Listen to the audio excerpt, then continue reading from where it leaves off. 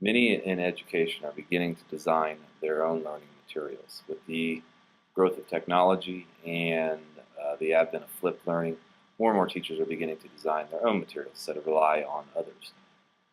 With this, it's very important that teachers are designing learning materials in a way that's congruent with cognitive theory.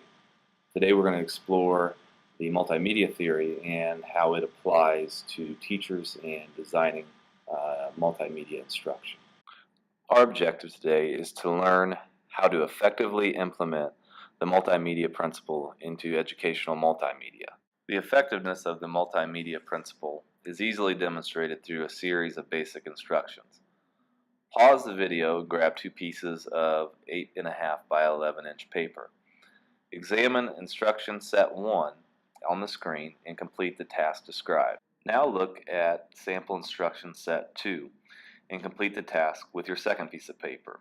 Again, pause the video and complete this task. Which set of instructions was easier? Why was one easier than the other? I'm sure that most of you selected the second set of instructions, which combines both text and visuals. This combination of text and visuals follows a multimedia principle that we will cover more. The fundamental belief of the multimedia principle is that when multimedia is being implemented for educational purposes, it is superior when it contains text and pictures versus simply containing text. Under this philosophy, instructional media accesses both the visual and auditory channels in the brain while the learner views the instructional media. However, as we will see moving forward, it is imperative that the visual components contained within the instructional media are both purposeful and non-decorative, as poorly designed visuals can actually inhibit the learning process. Visual media is broken down into 6 different categories that you will now see with related examples. The first is one that you want to avoid. Decorative visuals serve only for visual appeal and are not informative. Avoid these as they can distract from learning. Let's move into more effective forms of visual multimedia. Representational show visually what an object looks like. In this case, a moose is a visual representation of the text. Relational visuals summarize relationships among multiple objects. Pie and other charts are great examples of relational visuals. Transformational visuals illustrate changes over time, in this case the evolution of human beings. Organizational visuals show relationships among multiple items.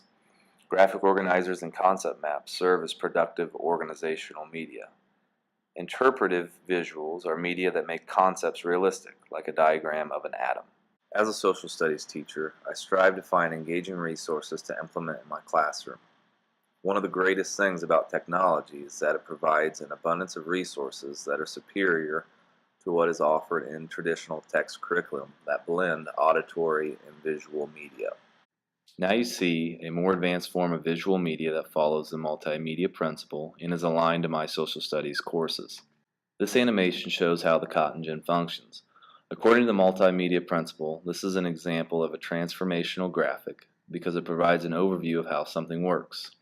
This is superior to written or auditory description because it provides the learner with a visual representation of how the invention functions. The synthesis of visual and text media following the multimedia principle has been validated through multiple studies as increasing learning outcomes. The range of increase in learning outcomes ranges from 55 to 121%, with a median of 89%.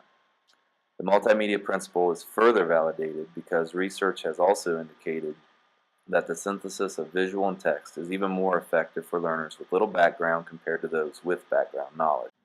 Let's review what we've learned about the multimedia principle and its applications in education.